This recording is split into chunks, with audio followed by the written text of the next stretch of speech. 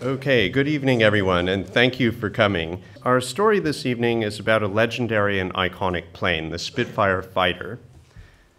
On April 14, 2012, The Telegraph published an article announcing the discovery of 20 Mark 14 Spitfires buried in their original transport cases in Burma, or now Myanmar, at the end of World War II. According to the article, a British farmer named David Cundall, which is the reason that we're all here this evening, had located the planes after a 15-year search.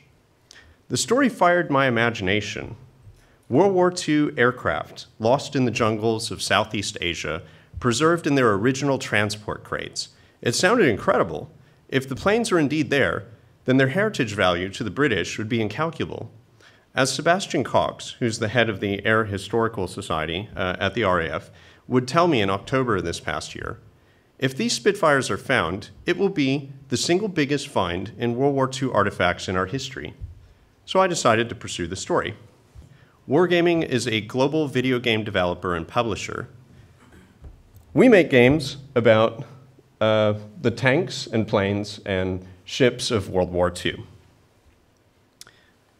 Now, it may strike some of you as odd that a video game company would sponsor an archaeological dig in Southeast Asia. It is not the normal thing. But the Wargaming team believes in the value of preserving history. After all, we make historically informed video games. History is part of the DNA of our company. It's part of who we are. Our team includes historians, history enthusiasts, armchair generals, grognards, military veterans, and even a couple of tank commanders. Okay.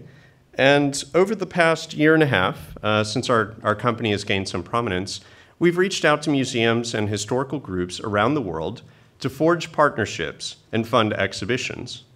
We want to make sure that the vehicles of World War II and the stories of those who operate them are preserved for future generations. So let me show you a couple of the collaborations we've done. Firstly, we've worked with the USS Iowa, which is a 1942 battleship. It's 887 feet long, weighs 45,000 tons, and is simply an amazing engineering marvel. It is a national treasure. This thing had been rusting at mooring for many years until the Pacific Battleship Center, which is a nonprofit group, got behind it to see if we could preserve this ship. And we've helped out by working to create a digital theater experience on the ship, which recreates the Battle of Okinawa in 1945. So we have a new CG trailer that plays in the deck 2 of the ship. Okay. A little closer to the UK, we work with the Bovington Tank Museum, where you can see we've built the Wargaming Education Center. Let's see. We also are one of the principal sponsors 3 years running for Tank Fest, which if you've never been is quite a lot of fun. They bring out many of the World War II tanks, rev them up, and drive them around the sort of tank park there. So we made a donation to the museum to transform an unused room into a contemporary state-of-the-art classroom with a modern AV system, about 20 computers, and seating for about 60 students.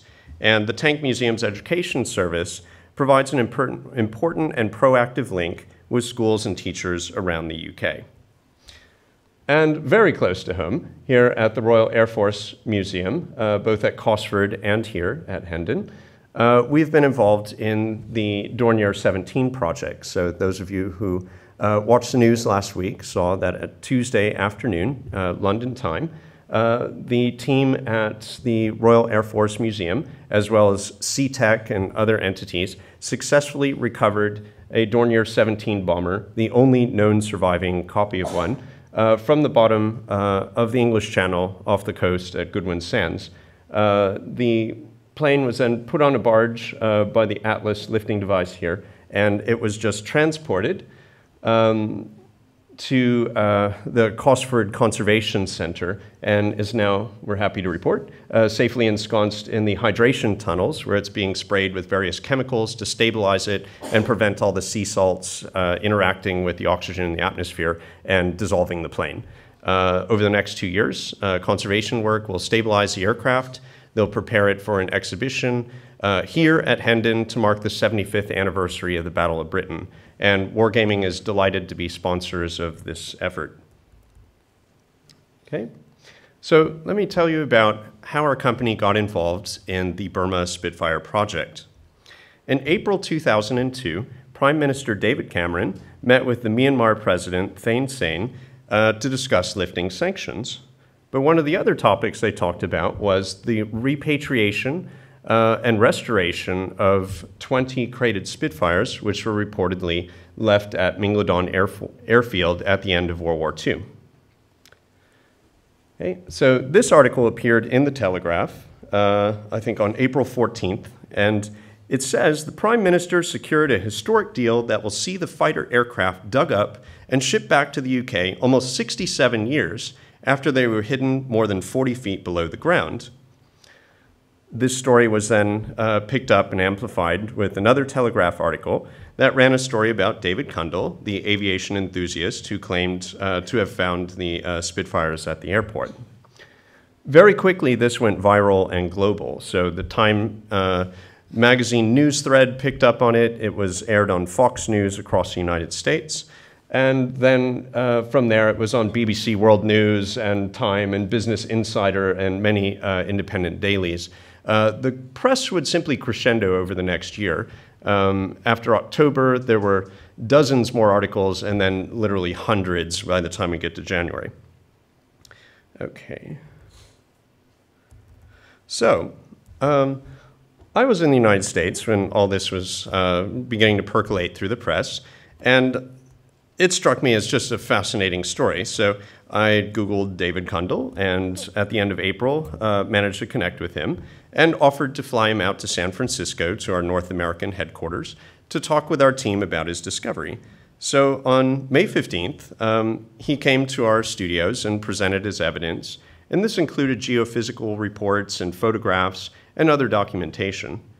Given the statements by the Prime Minister, as well as news reports in the BBC, we decided that this story was worth investigating. So we decided to fund an expedition to go and look at the site. And if planes were found, then we would engage the right experts to recover them and perform the work to the highest professional and ethical standards. 2 weeks later, after meeting David, we're in Myanmar. That was as fast as we could get visas. And we were racing the imminent arrival of the monsoon rains, which would make it utterly impossible to do anything until around November. But we soon discovered that securing the contract to excavate the planes would be a lot more challenging than we had initially expected. There we go. Myanmar is an absolutely beautiful country, and I feel very privileged to have had the opportunity to visit at this historic time in the country's history. The Burmese I found to be deeply spiritual people, and I found the whole experience profoundly moving. One of the groups that we worked with was called Shui Tongpor. They are a Burmese company headed by Tutu Za, who's a mid-30s businessman, and they played a key role in helping us navigate the various ministries to secure the contract. And it turned out that actually there were quite a number of rivals. They had all read the newspaper reports, and pretty much every treasure hunter on the planet decided that this looked like a fun place to go. So we soon found that there were two rival British teams that had put in applications through the British Embassy to the Ministry of Planning. There was also an Israeli group, and reportedly there were groups from Singapore, Japan, and India. Right. So we had to secure some allies. The Myanmar government had asked us for a letter of support from the UK government. They asked for David Cameron to write a letter, but we reached out to the British Embassy, and their Second Secretary, Fergus Eckersley, and Deputy Ambassador Andrew Hine very graciously provided us with the letter of support, which we were able to take to the various ministries in the government on Her Majesty's service. We did a lot of driving last summer, so June and July and into August and beyond. If you want to do anything in Myanmar, you have to go to Naypyidaw, which is the new capital towards the center of the country, and reaching it is a bit of an ordeal. It's about a 230-mile drive there and back.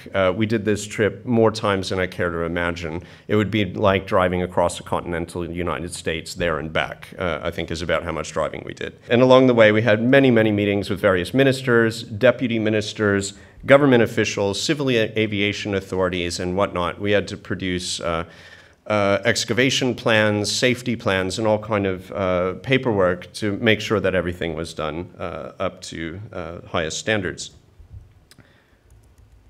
Okay, and moving on. We succeeded.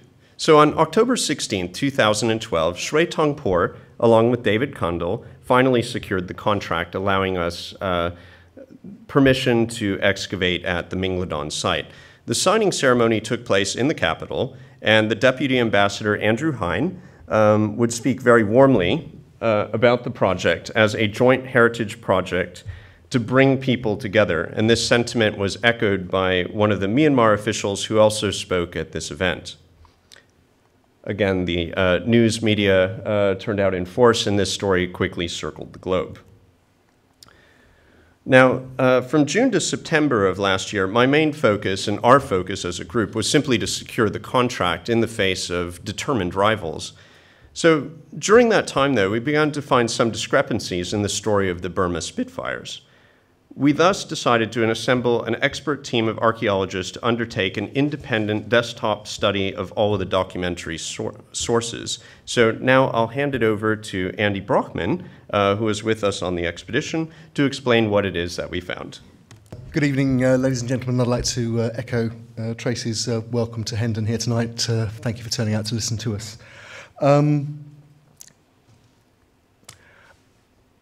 That's me. And that's my first real contact with the Burma Spitfires project. In fact, I need to step back slightly from that. Just before that article was published in May last year, I was phoned up by my colleague Rod Scott, who's on the front row and you're going to be hearing from shortly, on his way home, and he was stuck in traffic on his way home from Bristol, and was wanting to discuss the potential of this particular article that had just been published in the Daily Telegraph. The reason for that is that those of us who work in the archaeology of modern conflict, and that's what I do, that's what Rod does, and my colleague Martin Brown, who you'll be hearing from later too, we are very familiar with stories of iconic objects, not necessarily Spitfires, but other iconic objects like Harley-Davidsons, Willis Jeeps, other types of aircraft like the P-51 Mustang, Lancasters and so on, which are alleged to be buried at the end of runways or down mine shafts or otherwise disposed of in secret at the end of World War II. Having had a long and very enjoyable discussion with Rod about the potential of this, I actually got to thinking about it in actually slightly more detail, and I wrote this article for an online blog, Heritage Daily, and in it, I took as you can tell perhaps from the title, a slightly tongue-in-cheek look at the story. But I also said that actually for us, for archaeologists, in a rapidly developing discipline, which is the archaeology of aviation in particular, as a sub-branch of what we do, this was quite an important story because whatever was at the bottom of it, I suggested that we needed archaeologists involved because digging a hole and finding an object at the bottom of it is digging a hole and finding an object at the bottom of it. Digging a hole archaeologically, recording it archaeologically, observing it archaeologically tells you how that object came to be there, why that object's there, and all sorts of other interesting things as well, perhaps about the other objects that the JCB has cut through while you're going. Anyway, as a result of that article, a few weeks later, I was contacted by Anna Bowers there from our media partner, Room 608 Productions in New York, who've been making a documentary about this particular project on behalf of Wargaming. And the contact came as a result of extensive conversations within Wargaming and within Room 608 between Tracy and our director, Mark Minucci there. And the upshot of this was, after a lot of telephone conversations and Skype conversations and meetings when they came to London to do filming, I was asked to undertake basically an independent assessment of the historical dossier that they'd been given when they took the project on. And there you see our first meeting in my, what I laughably call my office, where we're looking at some of the, and discussing some of the data that was available. The first thing I was asked to look at in detail was this photograph. This had been published in the Daily Telegraph, and it's subsequently been published in lots of other newspapers, and it's been billed as Spitfires being prepared for burial in Burma. If you Google Spitfires being prepared for burial in Burma, you get this picture and you don't get any others.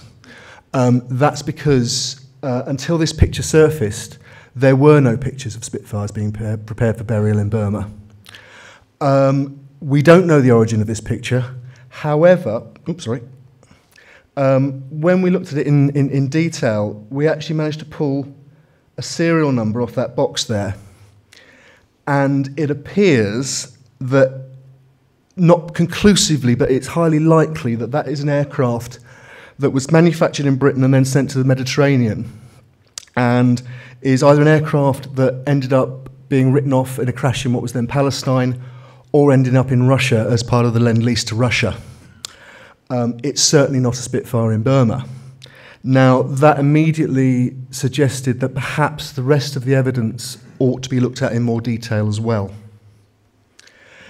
Now, because it was as Tracy's explained, it was a global project, it was a project that was gaining traction in the media and a lot of profile, we decided that we'd adopt a kind of a public persona, and that was really the crime police procedural, a CSI Yangon, if you like. And the first thing we set about doing was objectively understanding our scene of crime, if you like. And so that's the beginning of a long period, particularly working in the National Archive at Kew, pulling out files such as this. So this is an RAF from the 3 Photo Reconnaissance Unit in 1942. That's a photograph of Mingladon Airfield, what's now Yangon International, about 4 or 5 months after the Japanese had invaded Burma and taken over the airfield. And you can see we've got a set of runways across there, and then a runway at the base there, turning areas. You can see various structures, and remember this road here sweeping round off to the north there, north at the top of the frame. That's the old Prome road, the old Prome number 1 road. That's an important part of our story. Please remember that particular location. The area we're going to be particularly concentrating on is this area round about here. The next thing we do is start to play around with overlays so that we can compare the contemporary landscape with the historical landscape that we've just seen. There we've just seen 1942. Here we're seeing early 1945 overlaid on top of a contemporary Google Earth image. And you can see running through there is the new single runway of Yangon International.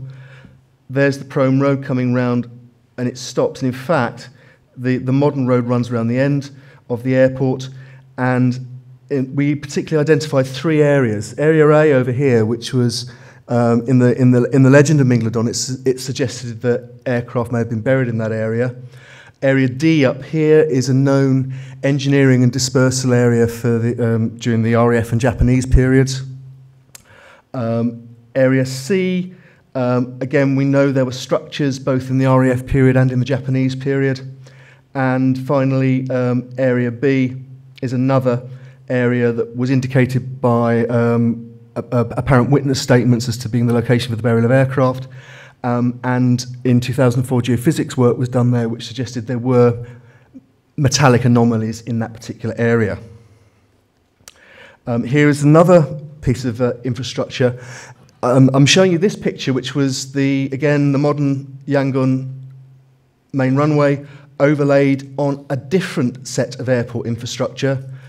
This is the 1945 rebuild by the RAF. We've got the main runway there, and then the taxiway around the side of it, on the north side of that main runway.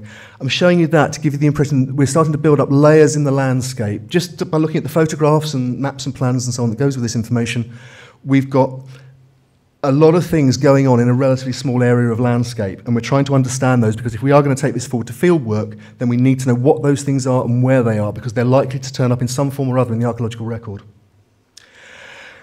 But stepping back from it and looking at the historical data, taking the police procedural model again, to bury Spitfires or anything else substantial at Yangon, the Royal Air Force required an opportunity, a motive, and the means to do it. The opportunity certainly existed. The British moved back into Rangoon, occupied Rangoon in early May 1945, and in fact, the first Allied personnel into Rangoon was a Mosquito crew that landed at Mingledon, which had been deserted by the Japanese. From that moment on, it was an RAF airfield again, and it remained an RAF airfield through until the end of British colonial rule in Burma in early 1947. So the opportunity was certainly there. The motive is a different matter. That's the motive. We looked at cabinet papers, secret reports to the cabinet on the security situation in Burma, because it was suggested there was a connection with separatist movements and so on, such as with the Karen. We looked at command files from the Southeast Asia Command, Mountbatten, Park, and right down to the individual unit operational record books. In all that material, there is no evidence of a motive of any kind which would lead the RAF to decide to bury Spitfires or any other aircraft. There's not even any evidence that that action was contemplated or discussed, let alone undertaken by anybody in Southeast Asia Command. As to the means, again, going back to basics, and archaeologists tend to do this. I guess we're sceptical by nature. We want to prove things. We're like journalists. We want to prove things from multiple sources. And we also want to define problems. And the problem, if you're trying to bury aeroplanes on a place like Mingledon, just in terms of sheer infrastructure, taking a sort of average crate of a hypothetical crate of 40 foot by 10 foot by 5 foot, which is approximately the kind of size we're talking about, gives you a nice round figure of 2,000 cubic feet.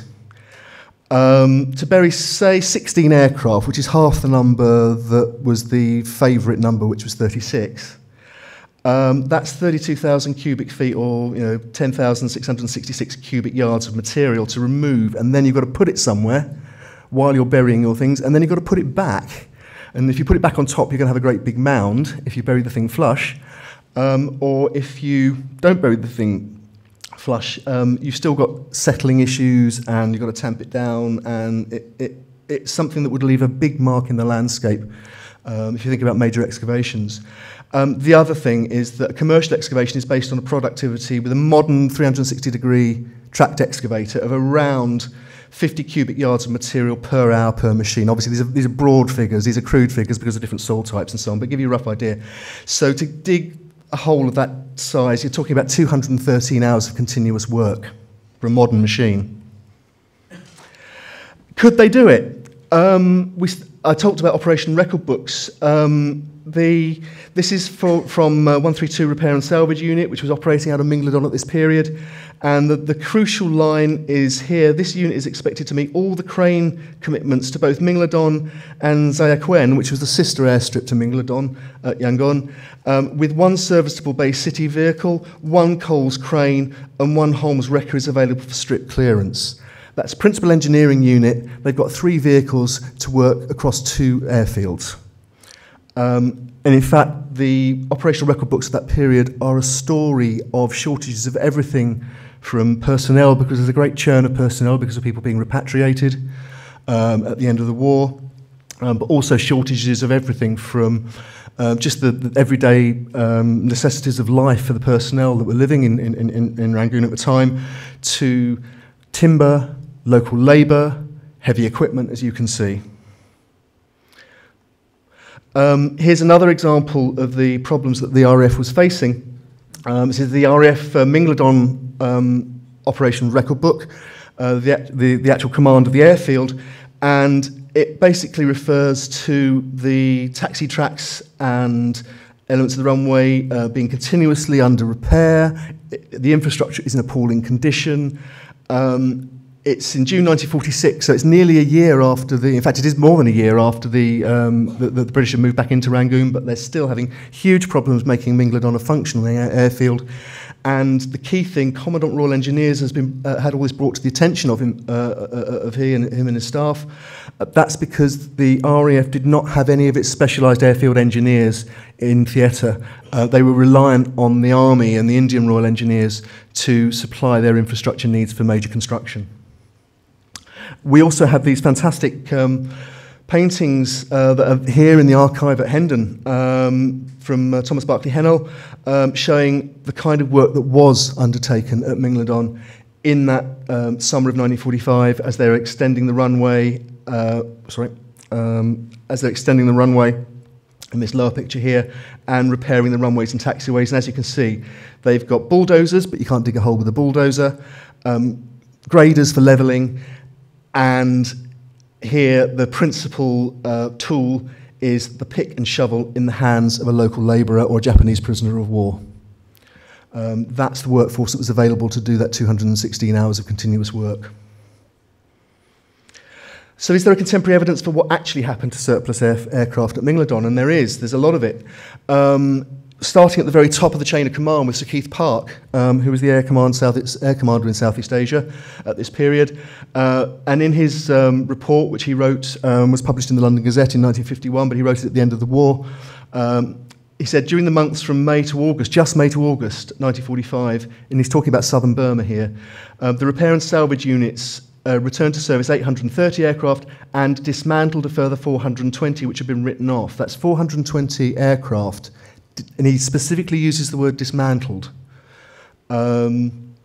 So there we've got the Commander-in-Chief saying what's going on. At a more grassroots level, this is from Air Headquarters Burma in November 45, and the key passage is here at the bottom, where the command salvage officer has made arrangements to have the RAF station Mingledon cleared of an accumulation of 100 aircraft of various categories. And here it says, the aircraft scrap, we can assume again therefore that they're being dismantled again, was put to good account. Local cottage industries are making cooking utensils and many other articles which were in short supply in Burma. This reminds you of something. There it is. But in Burma in 1945, it's not the Spitfire appeal, and it's not swords into ploughshares, it's warplanes into WOKS. In fact, it would have been impossible to bury crated Spitfires at RAF Mingledon in the first place because no Spitfires were delivered to Mingledon and Rangoon between the fall of Rangoon in May 1945 and the end of British rule in January 1947. Any Spitfires that came to Rangoon, and there were many, were flown in and flown out again or taken out again on aircraft carriers. We have got, however, evidence of the problems that would have been faced by anybody trying to get anything into Rangoon docks, certainly at the beginning of the period. That's what it looked like when the British moved in. And it took them months to get anything like a functioning transport infrastructure working. We also know that when the RAF moved into the area with the occupation forces, the RAF logisticians, they bid for space for personnel, they bid for space for other forms of equipment, including vehicles, but they didn't bid for space for aircraft. What we do have, though, is the very full records of number 41 Embarkation Unit. They were the RAF unit in Rangoon docks that was responsible for taking deliveries of RAF material. And their very full account notes the only deliveries of aircraft of any at all in the period that we're looking at, and we'd narrowed the period down where the legend says that aircraft were buried to a period between August 45 and April, beginning of May 46. And if you look there, you'll see, coming in from Calcutta, 19 Austers, a total cargo of 39 tons. There are other deliveries that run through until April. It's also the case that we see most of those aircraft also leaving, and it's not clear whether any of them were even taken out of their transport crates. Some of them were, and there we've got a display, a victory display in Rangoon. We've got a Spitfire there, and we've got one of the Ulster Communications aircraft there. But that it may be that some of them were simply stockpiled as the war was coming to an end. What about the witnesses? And a lot has been said about witnesses in this particular story. The witness material is extremely problematic. We were given statements which were uncontextualized. There was evidence of leading questioning. There was some statements that witnesses were believed simply because they said they were veterans from a particular unit or whatever. The most famous case, the most high-profile case, is probably the instance of the American Seabees, the members of the American construction battalions who were interviewed in Florida, who were allegedly involved in burying material at Mingledon. And in fact, in all of the documentation, there is absolutely no evidence whatsoever that any significant numbers of American personnel, let alone Seabees with their equipment, were transiting through Rangoon at that time, as the legend alleges. And that material simply has to be discounted. Having said that, there was also some very good witness evidence. The Room 608 team and Wargaming were able to interview Group Captain Maurice Short. Sadly, Group Captain Short died recently, but he was able to give a very full interview about his period as an aircraftsman on Mingledon and then his subsequent transfer to Singapore. And he recounted hearing rumours of odd things happening at Mingledon to aircraft after December 1945. We also had the pleasure and privilege of interviewing another Burma veteran who's with us here tonight, Stanley Coombe. And when we were able to interview Stanley on several occasions, I think we were able to come to an understanding that Stanley has a very interesting testimony, a very important testimony, and an absolutely truthful and honest testimony once you strip away things that other people have laid on top of it. And we'll be hearing more about that later on. Our conclusions, based on the comprehensive documentary study, the regressions, the photographic regressions, the other material that we were able to look at, by December we were looking at moving towards a fieldwork project. It had stopped being a purely research-driven project in the archive. The permissions were in place to dig. We were in a position to think about proving or not what was actually going on in the ground at Mingledon. So we started to put together an archaeological team to do that work, and we came up with various recommendations, among which were, based on the evidence, the expectation that there would be a great deal of surviving World War II conflict archaeology on the site, as those photographs I showed you indicated, that it was almost certainly going to be very close to the surface. We also were expecting that there will be possibly elements of dumping of rubbish, broken material that would have been destroyed before being buried, which was standard practice. It was common practice. It happens all over the world. And people often go, you could go out most weekends in this country and find people digging airfield dumps for the stuff that was dumped at the end of the war. So that we were fully expecting. We'd also identified things like the course of the Prome Road and so on as being important locations to identify. And again, we'll come back to that later. But if the witness evidence, the documentary evidence didn't stack up, why had the story gone global? What if it really was a top-secret operation that Mountbatten had ordered on his personal authority, which is one of the parts of the one of the versions of the legend? And the only way to be sure, really, in the end, that this was either a story that could be stood up or it was a legend, was to go to Yangon and undertake the process I'd asked to be undertaken in that original article, to use all the techniques that we've got as archaeologists to transfer the historical data into a study in the landscape, in that real live landscape out there on the ground, looking and trying to reconstruct it as it would have been seen in 1945, what evidence there is there to say what was there. And the term ground truthing is one that's very popular these days. It's one that we adopted, and that's what we attempted to do. Wargaming, again, I think to their absolute credit, backed us on this. They said they wanted the best possible practice. They wanted something that was professional, ethical, and produced good science, good data, and would be published, which is one of the reasons we're all standing here talking to you tonight. So at that point, we took on board 2 other members of the archaeological team. Martin Brown, a very skilled and experienced field archaeologist with experience going back many, many years, and particular experience in the archaeology of conflict, and including a 10-year period working for the Ministry of Defence archaeology team. And also another colleague, Rod Scott, who I'm about to introduce, who has a very particular skill set,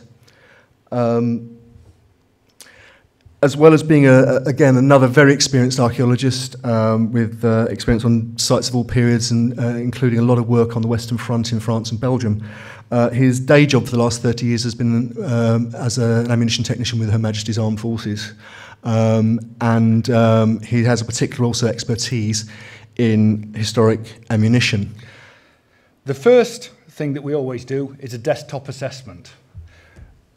As Andy showed you earlier, there are various documents. He brought me in to double check all his research. We spent many a terrifyingly interesting hour in the National Archives, poring over various documents, one of which I went over was all the bomb damage estimates for Mingledon Airfield throughout the period of occupation. All the ones which we could get hold of, I went through. One of the things that became very apparent, as you can see from this one, this is just a January 1945. We've got sticks of bombs coming in. These are quite large craters.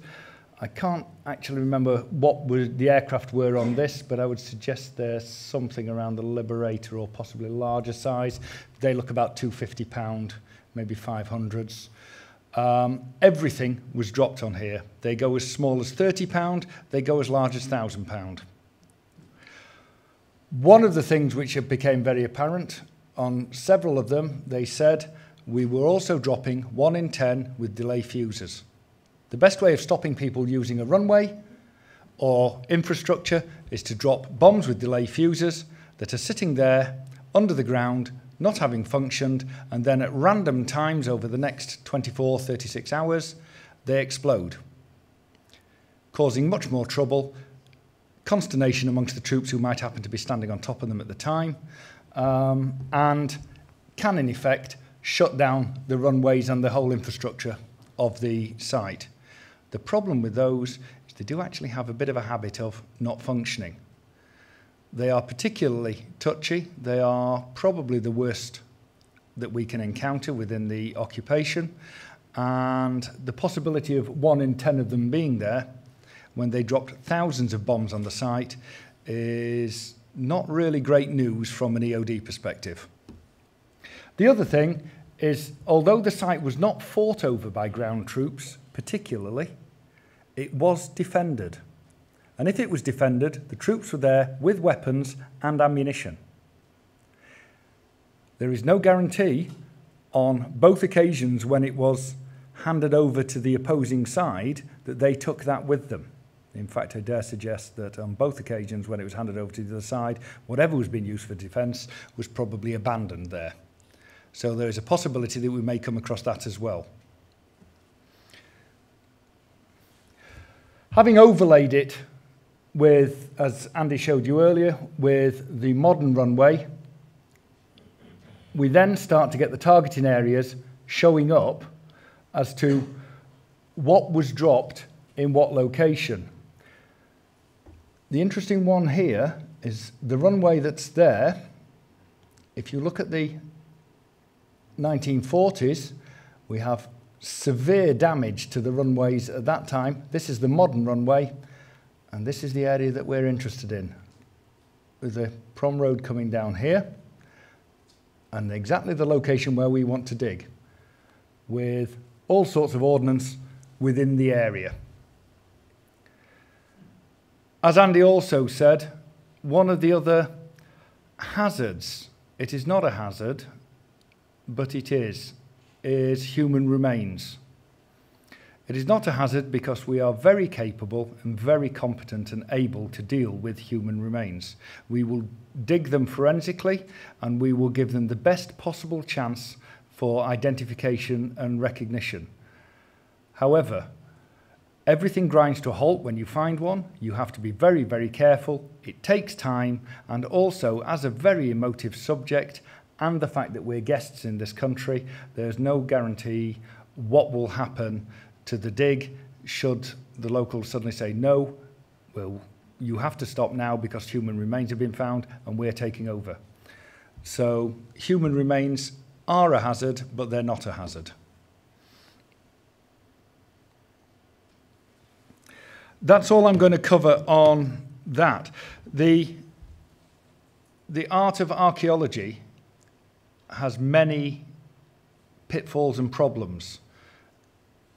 It has to be done right, but when it is done right, it will give you the ground truthing. And what I'll do is now hand over to Roger, who will come on and talk to you about the geophysics side of the actual field archaeology. There's three of us in the geophysics team here. Myself, Roger Clark from the University of Leeds. I've been there actually somewhat over 30 years as well. And for at least half of that I've directed the MSc programme there in exploration geophysics, and as well as teaching a whole lot of other things. And then Adam Booth, who you're going to hear from later, started at Leeds, now at Imperial, and Andy Merritt, also not going to speak but is in the front row with us, is a student at Leeds currently. So actually I'm going to break the thread of the narrative a little bit actually, and step back in time to show you how the link between David Cundall and this project, it's that one, actually came about. The first contact we had at Leeds from David was just a cold call. Phone rang, this guy introduced himself. I'm ringing you because I couldn't get hold of Stoke or something like that. Or, I gather you guys have geophysics equipment, but yeah, no surprise, we're a geophysics department. Could I hire some? Yes. Why? And when he told me why, I was more than happy to say yes to that. Really, for a number of reasons. I mean, we're certainly very happy to do outreach projects. We work a lot with the local community in Leeds, as in and around Leeds, as all universities should. We're part of that. A slightly more personal and selfish reason. I mean, it's great teaching examples. We can get data sets that aren't out of textbooks or not perfect data sets we've made up ourselves. It means you can set really nasty exam questions with them because it's real data, which never actually does what you want it to. But it certainly matched a personal interest in old aircraft. I grew up in sight of RAF Biggin Hill, obviously a very iconic airfield in World War II history. Both my parents served right through the war, my mum in the RAF. And it's a very easy topic to generate enthusiasm and support for in among a university, instead of the usual oil exploration or mineral exploration or earthquakes or volcanoes, all everyday stuff. Something a bit different like this is very easy to get support and help from colleagues and students, and that's actually how Adam Booth started off, joining in with the project some years ago, and indeed how Andy Merritt has now. So we helped David with a number of projects in the UK and overseas. I was saying to colleagues earlier, the success rate in the oil exploration world is about 1 well in 6 is a success, and I'm sure archaeology projects of that sort are no really better statistically. Some were successful, and indeed the doorstop in my study is a piece of a Merlin engine, which was found with a mixture of David's background researches and our geophysics. Some of them rather less successful, at least one place that I think David was hoping we'd find some scrap at an airfield waste dump actually turned out to be a broken sewer pipe. It's rather less pleasant to dig up. But as those various projects developed, the Burma Spitfires story started to emerge among the various enthusiasms and passions that David had. Oops.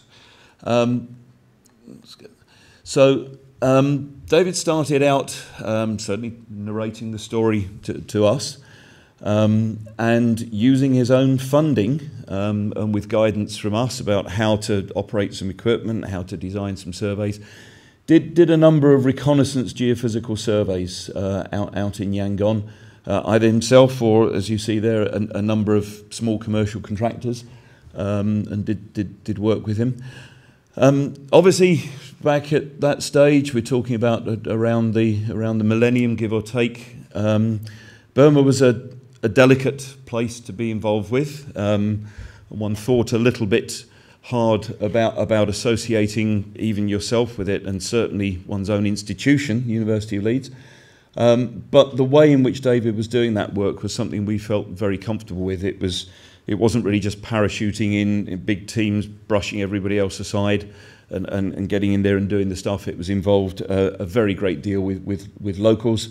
For example, there was a local geophysical, I guess we'd say consultancy, a university spin-out company who David involved as well, and it was a pleasure to be involved in kind of directing them from a distance and offering a bit of feedback, and even entirely accidentally leaving a few textbooks out there for them that they couldn't have got any other way.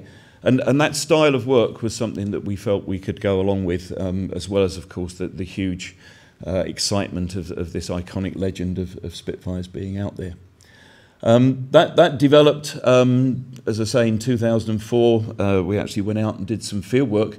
And what was the remit of that? So how does geophysics fit into this? We're not going to send you to sleep with a desperately technical lecture on geophysics, but it's worth being aware of what it can and what it can't do in the context of this survey. So David's project, as you see summarised at the top here, really developed to the point where there was another opportunity to go out to do some more field work, and the opportunity and the time and the money actually for us to get directly involved in it. And so the question is, from David's point of view, are there Spitfire aircraft buried at the site? So what's the remit of that for geophysics? Well, as I'll expand on in a moment, we're not Spitfire detectors. We're geophysicists.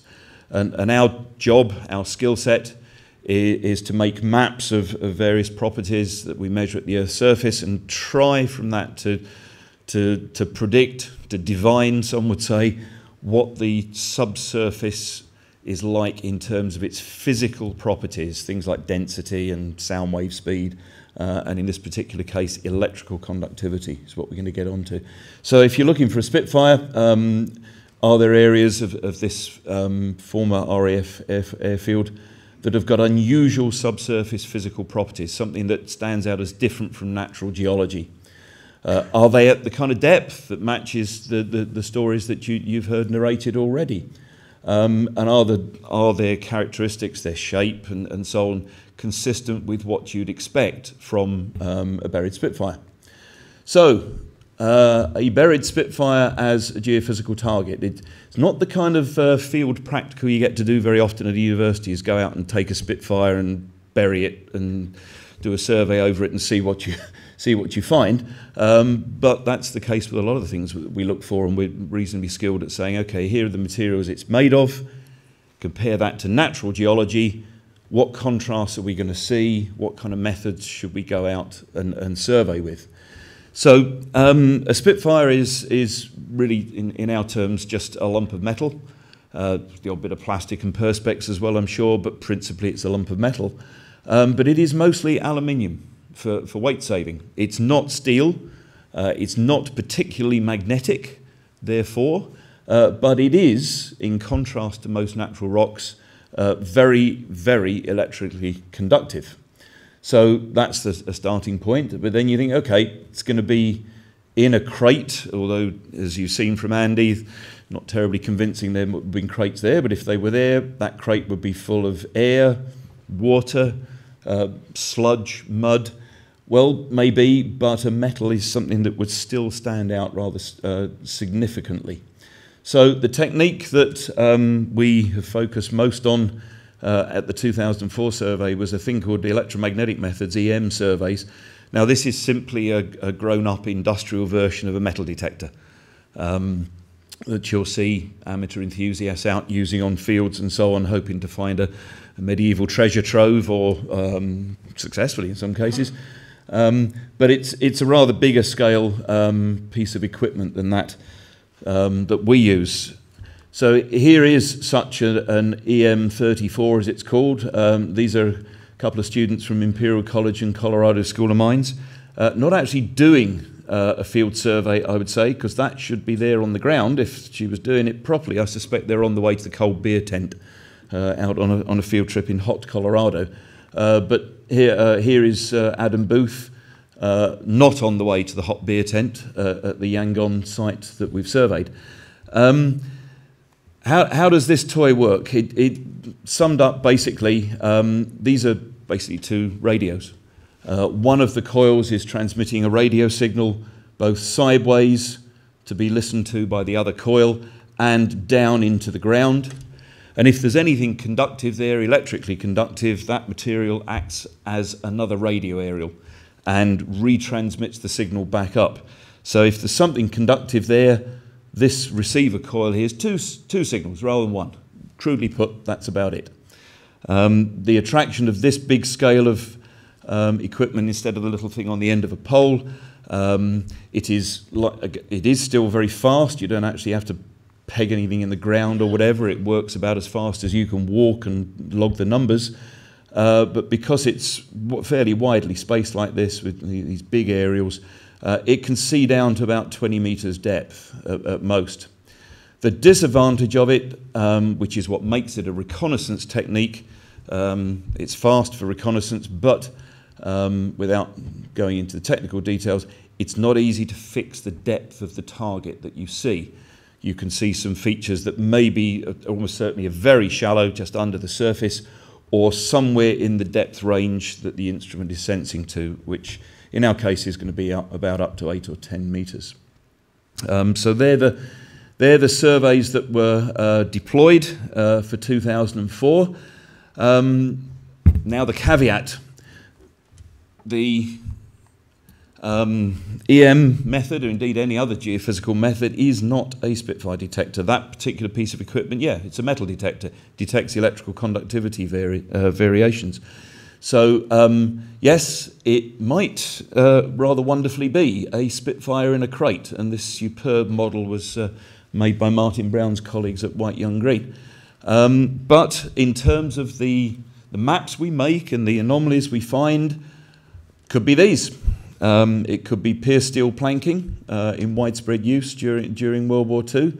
It could be any other old military or metal debris. We can't discriminate between them. And certainly PSP is far from rare in the area. And this is a fence in downtown Yangon. Photograph was taken this January while we were out there. Masses of this material around and still in use.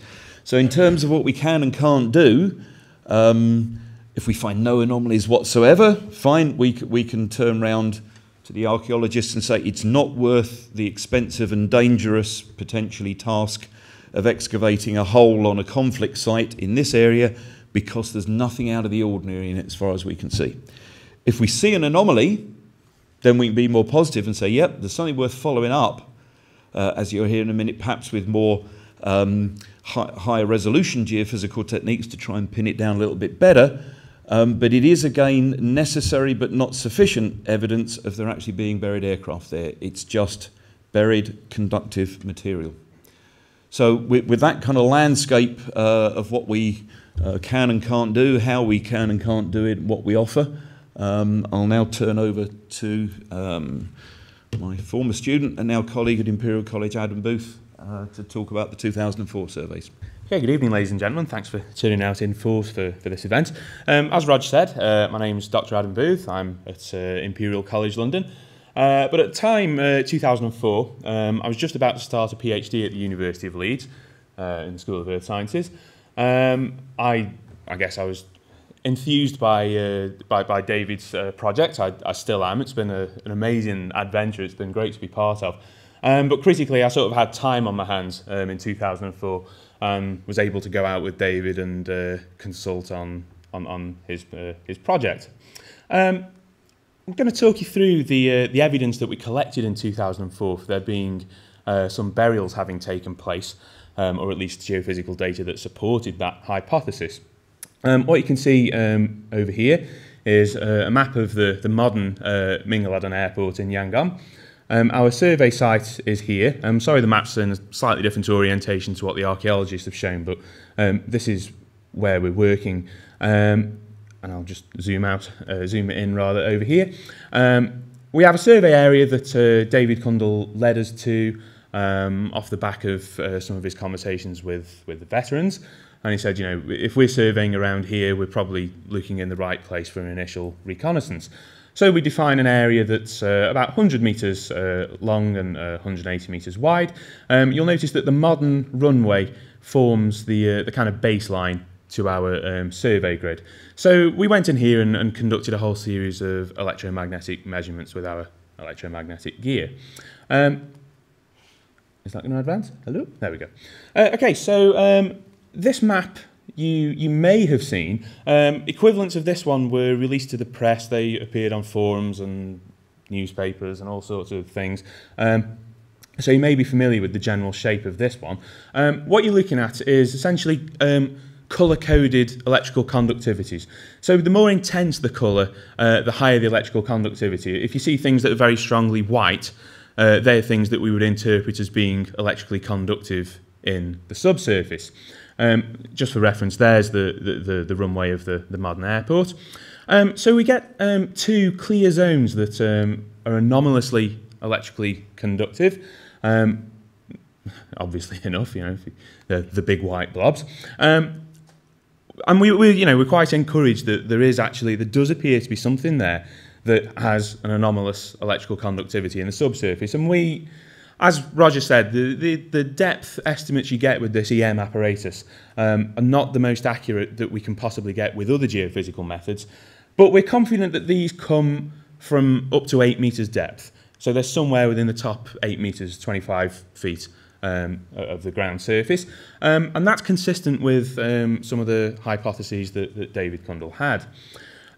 We actually had time at the end of this 2004 survey to do a trial excavation at the top end of this anomaly, which wasn't the easiest thing in the world. This was done in the monsoon season, so the ground was pretty wet, and it actually made survey conditions in here pretty difficult. Anyway, I build up this track record of worst places I have ever had to do surveys. And I think this still ranks as the number one. Wading through the swamp every day, you know, with snakes and things like that was not particularly good fun. But nonetheless, we were able to do a trial excavation here. Unfortunately, just as this was about to get interesting, there was a political situation around at the time in 2004 that when we got some evidence of there being some burials there, the dig was halted, and we weren't allowed to do any more work on site. So there's certainly a good case for further surveying. There's compelling evidence for buried metal. The conductivities we were recording are higher than you might expect for any natural geological property, any geological formations, any soils, things like that. So we're pretty confident there's metal there. Our trial excavation revealed some wooden planking. Now, whether this was the top of a crate, which, you know, suddenly you expect these Spitfires to be in crates, suddenly crunch, you hear some wood, you go, is it? But you just couldn't get down that little bit more because of the restrictions that were in place on us. So we've certainly found some wood that could be interpreted as the material of a burial crate. But the electrical conductivity is currently unexplained. Therefore, for the latest stage of our survey, the question still stands: are those anomalies buried Spitfires? We can't say yes or no yet. So further geophysical surveys were recommended, and some of those took place in the interim period between 2004 and our 2013 survey. But we certainly did some more of these when we were out there in January 2013. So when we revisited it, having talked to our conflict archaeological colleagues, rather than directly targeting Spitfires, they wanted us to try and perform surveys that would characterise the whole of the site. So we're not just looking for buried Spitfires anymore. We're trying to characterise and contextualise the whole of the archaeological site that Mingaladon Airfield represents. there's more going on than just the Spitfires. We've heard about the relevance of the Prome Road. Certainly our good friend Stanley Coombe, a lot of his own story is about the significance of the Prome Road, and that he saw these aircraft apparently being prepared while he was on the Prome Road. So if we can find the Prome Road, we can put ourselves where Stanley was standing. And then we can say, we look over there, that's where he could see these planes, potentially. We're going to repeat the 2004 EM survey grid and extend it, and then also hit the survey site with some other methods, such as a functioning clicker. There we go. One of the things that we brought along was a differential GPS system. Not only do we want to position our survey grids, we can walk along with the differential GPS and measure all the lumps and bumps on the site, which may point towards things being buried there. We also brought along this particular toy, electrical resistivity tomography, which Andy Merritt is doing his PhD research using, and therefore he's our kind of local expert in that. So we asked him to come along, and there he is operating the system. This is essentially a voltmeter for the ground. Again, it's measuring electrical properties, but instead of mapping out an area, it creates like a vertical cross-section through the ground. And this is why we can get better estimates of depth from it.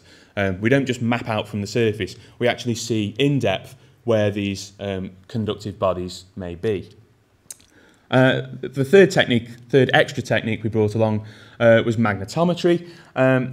Magnetic materials in the ground, such as steel, they distort the Earth's magnetic field, and this sensor can detect those distortions, and we can infer magnetic properties in the ground there. It's also important not only for finding the steel components of the buried Spitfires, for example, but some of the airport infrastructure. The concrete may have steel reinforcements in, so we can detect that using this. And then from a risk assessment point of view, if there's unexploded ordnance there, we might expect big magnetic anomalies if we are unfortunate enough to be stood surveying directly over an unexploded bomb. We don't really want to see that, but nonetheless it's part of the risk assessment. So a similar map to what I showed you before. Here we have the extent of what we did in 2004, and I've tacked onto the end, so further to the south at Mingleadon, the results of our 2013 survey. What you'll notice is, again, there's here the anomalies from 2004. Joining them are this big white patch here, and then this black patch going this way. Now, on this colour scale, sorry, this is set up for the magnetics that will appear in a minute, but still on this colour scale, this black area here should be interpreted as something that's very electrically conductive. So we have our original anomalies and two more here. What I would say about these, though, is that compared, when we repeated these, in 2013, they seem to have disappeared. And this was puzzling in the first place. We were doing this in the dry season, and we initially wondered, well, maybe it's because of the different ground conditions. So in 2004, we were surveying over wet ground. Now it's very, very dry. Is that a reason why these anomalies have disappeared? Well, we didn't think that was a convincing enough argument. What we did find is some of the records from, I think, around 2007, from some geophysical work that was conducted at this site, suggest that there were trial excavations that went on, and some metallic material was removed from those. But we don't know how extensive they were, and we don't know exactly where they took place. But there is some compelling evidence, both from the geophysics and, as Martin Brown will introduce in the next part of this talk, there's some compelling evidence that the ground in this area has been disturbed. So, unfortunately, I don't think we're comparing like with like. But over here, what are these two anomalies about? Well, this one here, we know what this is because there's, around this area, there are some very large runway landing lights. And undoubtedly there are large high voltage cables associated with those. Again, part of the risk assessment. We don't want to dig through these high voltage cables. But we think that these anomalies, this strip of anomalies here, are related to those cables. However, this one is more interesting because just here, there's a little patch of exposed concrete that has steel reinforcements in it. And we think that this is part of the old infrastructure from 1945, certainly from Second World War times. We can stick the magnetic data that we acquired on top of this. Over here, where we didn't expect to see very much from the EM data, we don't see very much in the magnetics data, perhaps just some very small, discrete, isolated anomalies. But over here, again, a very nice, very discrete patch of magnetic anomalies that really tie up nicely with the location of this, this part of the old infrastructure. Sorry, I'll just flip back to this. And this has some really significant implications for the location of the old Prom Road, where Stanley Coombe, to which Stanley Coombe refers. We were able to tie this up with aerial photography and find that this matches really nicely with an old taxiway from the 1945 infrastructure. And the Prom Road goes somewhere next to it. And so we were able to advise, if you dig just somewhere over here compared to this anomaly, then you're likely to find the Prom Road, and Martin will talk about the results of that. The resistivity data now. We have two profiles here. These are, again, I said they're slices through the ground of electrical structure. The upper one corresponds to this arrow here, which goes partly through our test site from 2004, and also profile 2, I'm sorry, have I got that the wrong way around? Profile 1 is this one, I'm afraid, and profile 2 is this one. So profile 1, we did that where we didn't expect anything to be buried. We wanted an idea of what the background looked like. And you can see that in terms of the potential for buried big objects, it's actually quite boring. It's just got horizontal layering, which is actually consistent with the environmental kind of makeup of the site at the time. We have very low conductivity in the near surface. The ground has been baked hard during the dry season. But then at around 2 meters depth or so, we see an increase in electrical conductivity. And when we excavated, we found that that corresponds nicely to the water table. So this is where we see the ground goes saturated, becomes more electrically conductive. In this one, however, again, as I say, it goes through the location of the test excavation. We do see some sort of structure. It's not like the sort of boring situation that we have over here. And this structure is pretty interesting. It's not natural. It doesn't strike me as being the signature from a buried Spitfire. It's not highly electrically conductive. However, it is structure that's worth investigating, just to work out, as Andy said at the end of his little part of the talk, just to actually pin down what this legend is all about. So we're going to go and do a trial excavation here. Our recommendation was that the EM survey and resistivity data suggest the 2004 survey site is disturbed, but we should still investigate that old anomaly to answer the question. Combined with the aerial photos, the 2013 data suggests that this oblique anomaly, that big black strip that I showed you in the EM data, is old infrastructure, and it could be used to locate the Prom Road. And if we just pull up the EM map from here, that means that we're scheduling test trenches and test excavations over our old over our old test site here, and also we opened a series of slots and trenches based around this oblique anomaly that, again, as I say, might tie up with the location of Prom Road. And with that, I'm going to pass on to Martin to give you the results of those excavations. Thanks very much.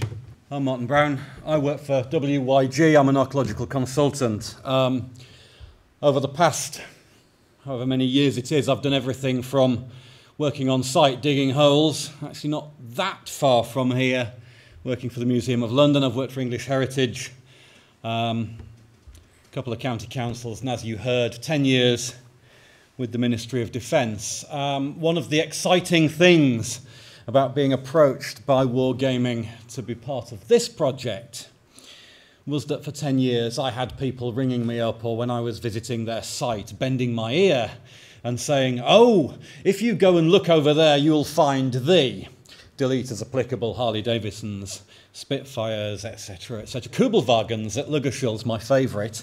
Long story, grab me afterwards, I'll tell you all about it. No. I did actually excavate a pit just before we went out to Myanmar on the airfield at Uphaven, and found a whole load of RAF number plates and some rusty spanners. The number plates were great. They gave us secure 1945 dating, and it was really a definite case of, oh God, get rid of these. When I come back from my brew, I don't want them to be here.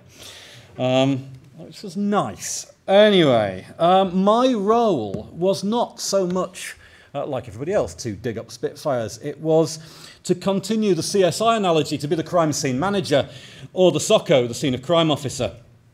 My role was not to say, dig here, that this is the good stuff is here. It was to work with everyone else to decide where we dug, and then to report, record, and interpret the remains.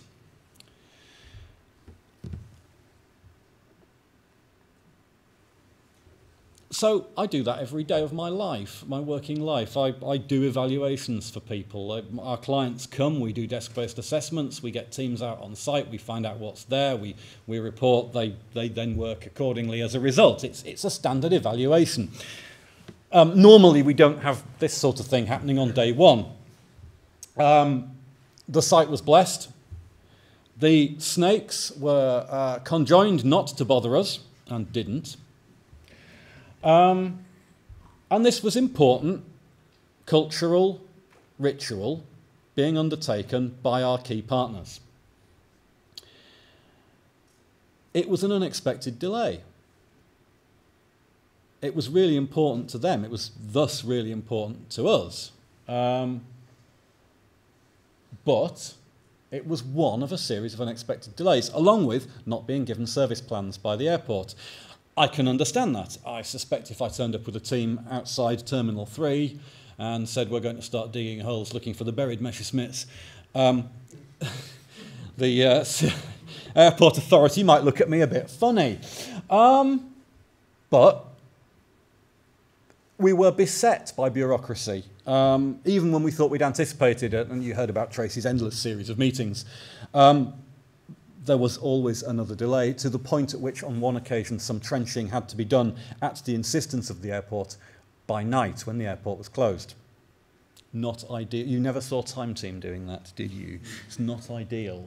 I do not recommend it to my clients on a daily basis.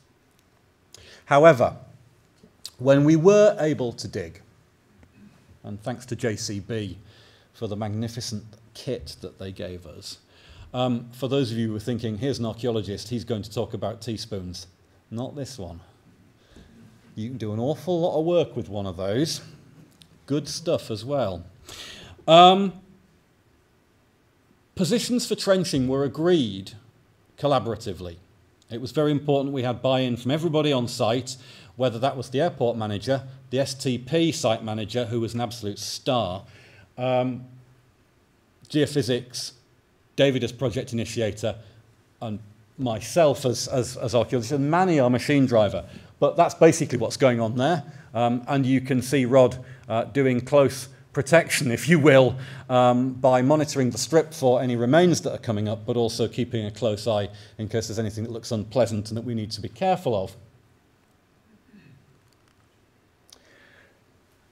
Again, to maintain our CSI image analogy, we tried to keep the crime scene sterile. We had safety areas cordoned off, the magic tape.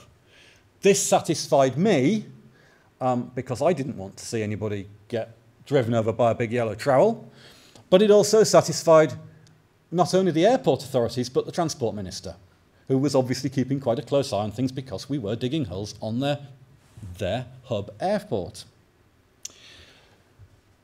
However, when we did dig, this is in the area that Adam was just talking about, the area that he had surveyed originally, and then the resurvey was a little bit problematic. And this is why. What you can see is a good 2 meters of disturbed earth coming down onto a blue clay. The blue clay is where we stopped. It hadn't been disturbed. That blue clay is geological. That's been there for some thousands of years. There is nothing beneath it of interest to anyone looking at the mid-20th century, unless they've tunnelled in, but there is certainly nothing dug into that. It also, as you heard, creates problems because of the water table. This area had been significantly disturbed. However, Within it, there were archaeological artefacts. This is a major piece of structural timber. The guys are in there for useful scale. This is not a piece of fence post. It's not a piece of bracing from a crate for anything. It's a big bit of wood. There were several of these unearthed on the site. And there's one with all the scales in place, and you can see the carpentry marks and the mortise holes. If we were working on a medieval site, we might be expecting to haul that sort of thing out of the ditch or the moat as being bits of either building or bridge abutment. And I think what we're looking at here is one of the structures that appear and then disappear from the photographs that you saw back at the beginning. There were also bits of brick in there, pieces of pierced steel plate, not huge amounts of it. In fact, the biggest bit was probably about that, but it was there. Post-war reconstruction, clearance, maybe it would be consistent with that sort of interpretation, but equally it would be consistent with some digging that happened between Adam and David's visit in 2004 and our 2013 expedition. The other deposit here, or structure, is one of those concrete areas that that Adam mentioned. It's been disturbed by, partly demolished. That is the remnant of one of those taxiways. It's proper good runway quality concrete and blacktop. Our long trench across the new survey was interesting in many ways. That's archaeologically soils interesting, not things that fly interesting, but it reinforces the idea of the water table being quite high up and the problems of the blue clay. The blue clay is rolling slightly as it does. We dipped slightly into it here with the JCB, and as you can see, it instantly filled up with water. The water percolated in from three sides of the trench and formed a lovely pond. If nothing else, it suggests to me that this is not a good place to bury things that you want preserving. I think that, if nothing else, there is environmental determinism against the idea of burying things to dig them up later on. However, the interesting thing in this trench is at the far end. And this is classic last day, last afternoon, the good stuff turns up stuff. That's a dirt track. Doesn't look a lot, but there is your dirt track. It's on the right alignment to be one of, if not the, road, the famous Prome Road. I suspect there's some track variance as in the monsoon and things, so it's part of it. It's the same sort of dirt track that we drove on the day that we had a day out and went out up country. What's really interesting about it happens over here. That might not look a lot to you. I'll grant you that. There's a feature here. There's the blue clay coming in. And it stops just on the clay. Very clever, this. Road's just there. There's one of those bits of brick and the road surface. I initially looked at this. And it's a roadside ditch. But nothing terribly unusual about finding a ditch along the side of a road anywhere in the world. And then when I started to look at it more closely, as we were doing the drawings, you start to see that there are discrete blobs, technical term, of soils. These blobs are about that big, about that wide, and about that deep. and they are consistent with something that I've seen in Britain and in France and in Belgium. And they're sandbags. They're full sandbags that when you're clearing up your site, well, there's an awful lot of ways that you could fill that hole in, but actually the lazy squaddy way is to kick the full sandbags back into the hole. Extensive ethnographic research with squaddies has told me that this is exactly what you do if you can get away with it. So why have we got a sandbag-filled roadside ditch? I would refer you to Mr. Scott's evidence about the bombing. Whether you are British garrison driving up and down the road across the end of the runway, or Japanese, the chances of being caught out in the open, in your truck, by a visiting enemy aircraft are not a pleasant prospect. Having something you can jump down into that will provide some shelter makes the day at least a little bit better.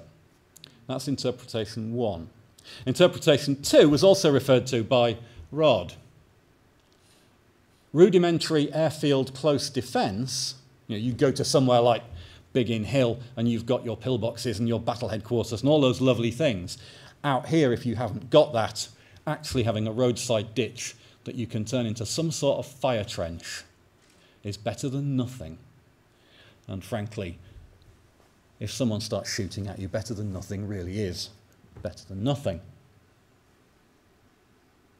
So we have our conflict archaeology.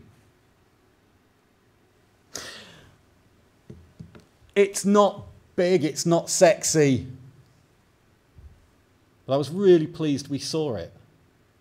Because actually what we were there to do was, yes, if we'd been able to stand here and I'd been able to show you pictures of rusty things in boxes, that would have been fab. Yes, one of the reasons I went was hoping that we could do that. But the real reason for going is to take a really good story and set it in its landscape, look at its landscape, see the palimpsest, that sense of landscape where a modern 21st century landscape has the bits of the previous centuries sticking up through it. How the road is still there, how the fire trench tells you a little story that's never going to be in anybody's memoirs. Filled a load of sandbags and put them by the side of the road. It's not the sort of thing that makes a bestseller. These little moments tell us, 1, what happened to Adam's results. They tell us, 2, what some of the timbers may have been that were encountered. Yep, they're structural. But 3, our evidence also tells us something about the experience of all those people on both sides who were there. And I think that's the point at which I'm going to shut up, but by paying tribute to wargaming and to David, between them, having the vision to do something beyond a treasure hunt for some Spitfires. Andy? This is the point really where we start to pull everything together. You've heard about the geophysics, you've heard about the field archaeology from Martin there, you've heard about Rod's work with the BDAs, and it's really time to try and make sense of all this. As Martin said, one of the issues that we faced was these unexpected delays, and if you put archaeologists together and give them a delay, they normally have a brew, and then maybe another one if the delay is going on. Maybe you end up in the pub. In this case, we ended up in my hotel room because Rod had suggested we try something which is standard practice on the kind of investigations that he's taken part in his day job. And that is to do a whiteboard timeline and evidence assessment. What we did was get a whiteboard up from the office supplies section of the hotel, and then starting in May 1945, when Rangoon fell to the British, take the timeline through until a few months after the last opportunity that David suggested that aircraft might have been buried at Mingledon. And then what we did was put in every single piece of evidence that we picked up from the documents, from the air photographs, from conversations with people, from witness statements that we've been given, and so on. So hence, you see these different colours, lots of fun and games with marking pens. And that's what it looked like by the end. This is a morning's work by 3 people who'd really rather be out digging. But this is really important in the end. And the really important bit is down here. Because this period we're looking at is the early spring, here you can see March, April, May 1946. Now earlier on we saw the port returns from 41 Embarkation Unit. We've also referred to Stanley Coombs' experience, and this is where we bring them together with the Prome Road. Because we knew when Stan arrived at Mingladon in Rangoon, because it was just after his birthday.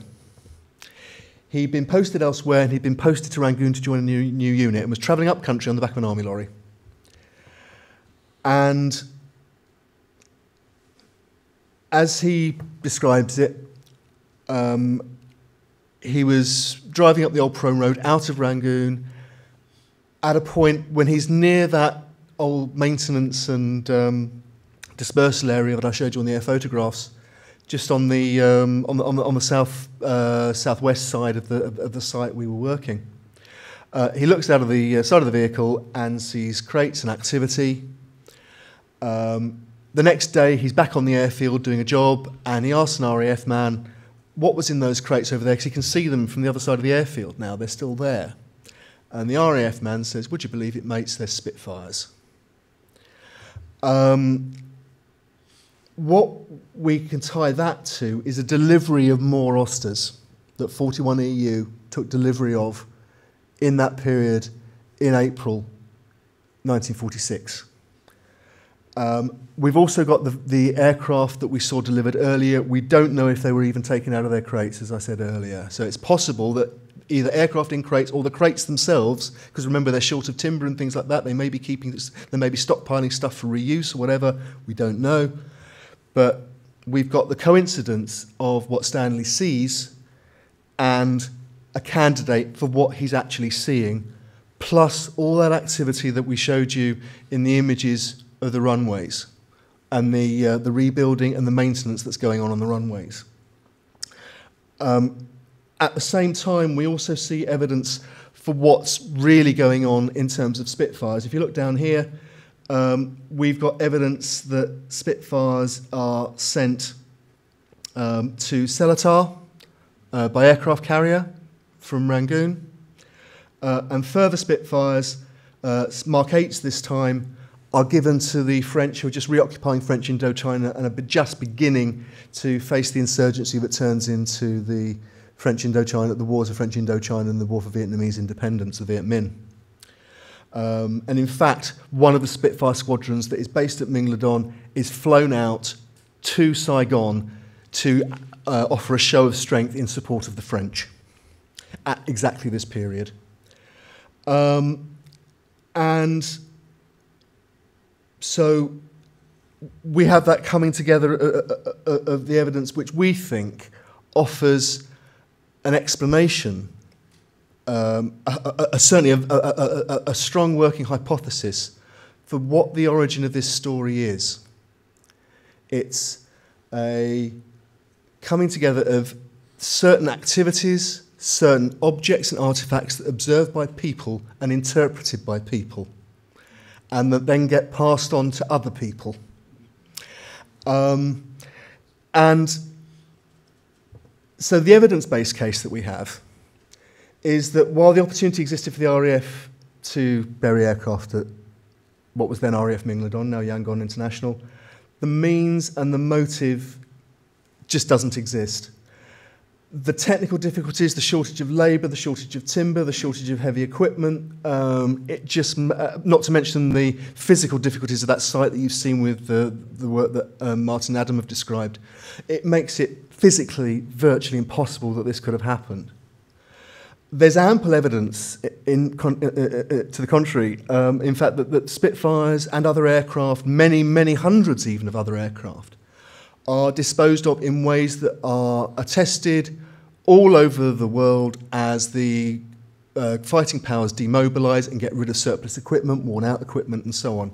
It's scrapped, junked, left to one side to rot, whatever. You certainly don't waste your time and resources digging very large holes to put the things in, when in fact the quickest and most fun way of getting rid of an aircraft is what they did in India in some cases, which was get a crane and drop a concrete block on the tail. There's other ways of doing it as well. Or you just scrap the thing and sell it, as you saw, sell it to the local scrap dealers to turn into pots and pans. We can also say that the archaeological evidence that Martin's described entirely backs up the documentary work that we did, the desktop assessment, and I think certainly we can say that, to use a legal analogy again, beyond reasonable doubt, there are no buried Spitfires on RAF Mingladon, and by extension we believe on any of the other sites that have been mentioned in Burma. It just does not stack up.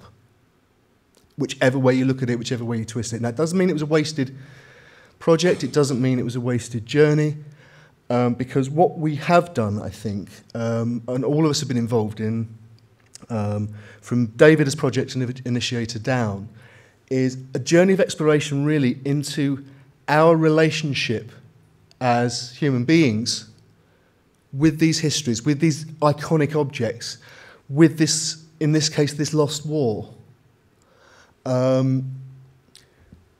Why did it become so widely believed? That's a discussion perhaps for another evening if we were talking about media studies. Certainly it was a great adventure, and for our friends in the press and broadcast media who gave it so much coverage, it was great copy. People want these stories to be true.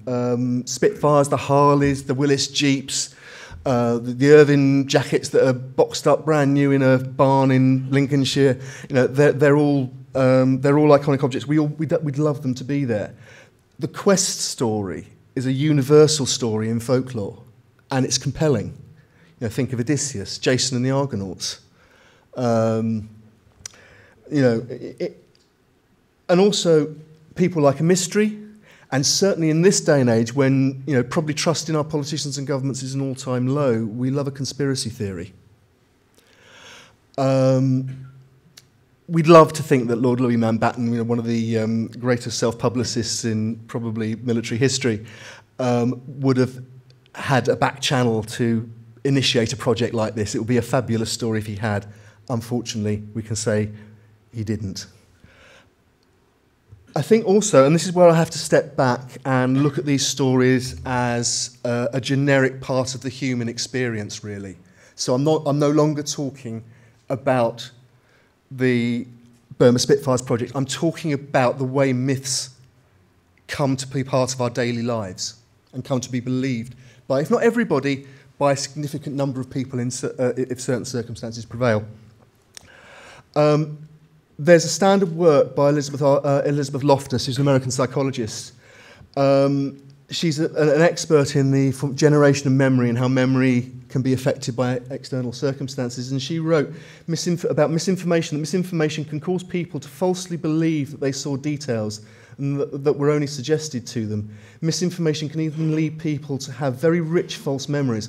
And once embraced, people can express those false memories with confidence and detail.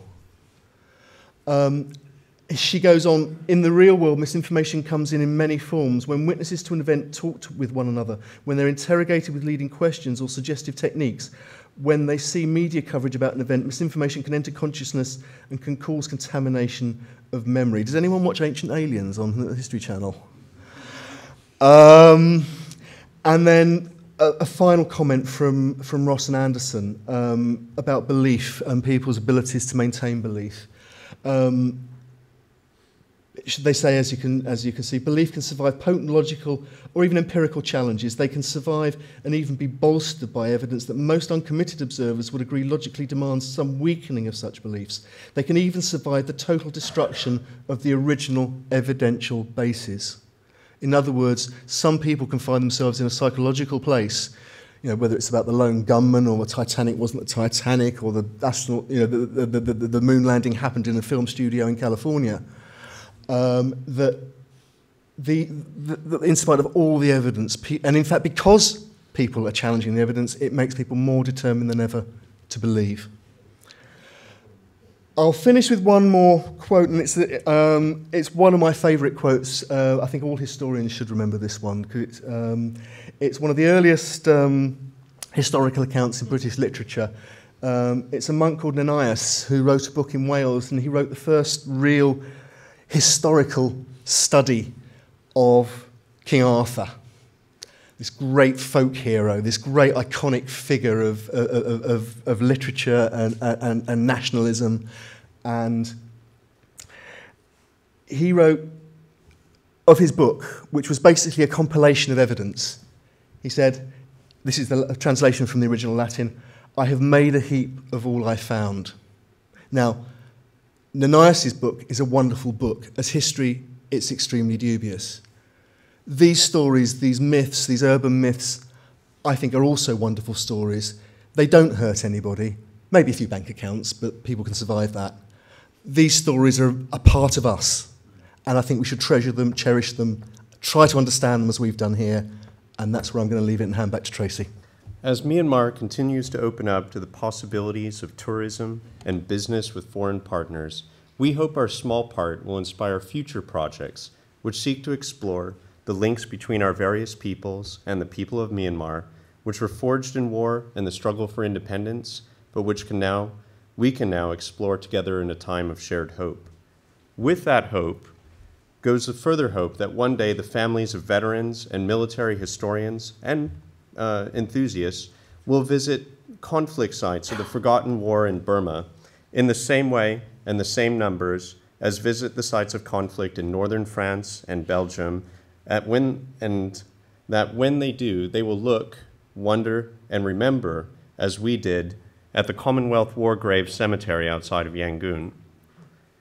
Our team believes that the true memory of that forgotten war is far more important than any single artifact from it, however iconic and valuable, because it is the memory which brings together people from all over the world in one of the most beautiful and vibrant nations of Southeast Asia. We're happy to announce tonight, as a result of our work in Myanmar earlier this year, that the Commonwealth Graves Commission has contacted the Archaeology and Geophysics team to investigate a World War II crash site to recover and repatriate the service personnel remains. And also, Dr. Clark was asked to work with the Myanmar Government Committee on Modernizing Yangon University and the Myanmar higher education system. And this is all because of our trip to Mingladon to explore this wonderful and amazing legend. And that was our team that made this trip to Myanmar. So, thank you.